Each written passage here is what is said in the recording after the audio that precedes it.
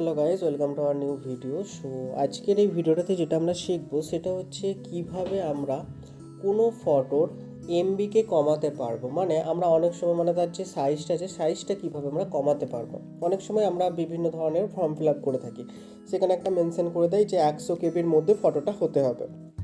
তো আমরা যে ফটোটা তুলি ওইটা হয়তো এমবিতে থাকে বা 100 কেবির বেশি থাকে। আমরা কীভাবে সেই সাইজটাকে কমাতে পারবো এই জিনিসটা কিন্তু আজকে আমরা ভিডিওতে শিখবো।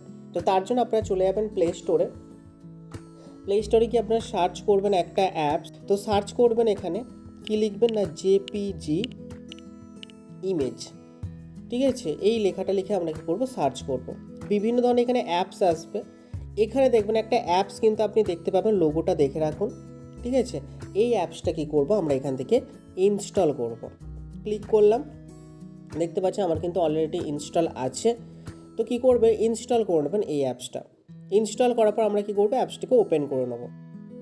সো দেখুন অ্যাপসটা কিন্তু আমরা এখান থেকে ওপেন করে নিচ্ছি। অ্যাপসটা ওপেন করলে এরকম একটা ইন্টারফেস কিন্তু আপনার কাছে শো হবে। তো এখানে ফটোর এমবি থেকে, তো এখানে ফটো সাইজটাকে কমানোর জন্য এখানে দেখুন প্রথমে লোড নামে একটা অপশান আসছে, লোডে ক্লিক করবেন। নিচের দিকে দেখুন এক্সটার্নাল গ্যালারি অপশান আসছে, এক্সটার্নাল গ্যালারিতে আপনি ক্লিক করবেন। ক্লিক করার পর আপনার যে ফোনে গ্যালারি আছে গ্যালারিটা ওপেন হবে। তো যেই ফটোর সাইজটাকে আপনি কমাতে চাইছেন সেটা আপনি এখান থেকে সিলেক্ট করে নেবেন। তো আমি একটা ফটোর সাইজ সিলেক্ট করে নিচ্ছি। ধরুন আমি এই ছবিটাকে নিচ্ছি, তো জাস্ট কিছু না, ছবিটার উপর টাচ করলাম, ছবিটা কিন্তু এখানে আমাদের অ্যাড হয়ে যাবে। এবার এই ছবির কেবিটা আমি ধরুন করতে চাইছি মিনিমাম 90 কেবির মধ্যে রাখবো। তো এখানে দেখুন ক্রপ লেখা আসছে, ক্রপে ক্লিক করুন।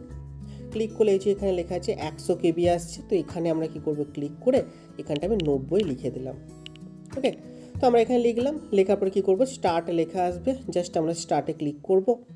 ক্লিক করলে কিন্তু ফটোটা আমাদের 90 কেবির মধ্যে কিন্তু চলে আসবে। দেন নিচে দিয়ে ক্লোজ অপশান আসবে, ক্লোজে ক্লিক করবেন, ফটো কিন্তু আপনার গ্যালারিতে সেভড হয়ে যাবে। তো এইভাবে কিন্তু কোনো ফটোর সাইজটা আমরা কমাতে পারবো। ওকে, তো ভিডিওটি দেখার জন্য ধন্যবাদ।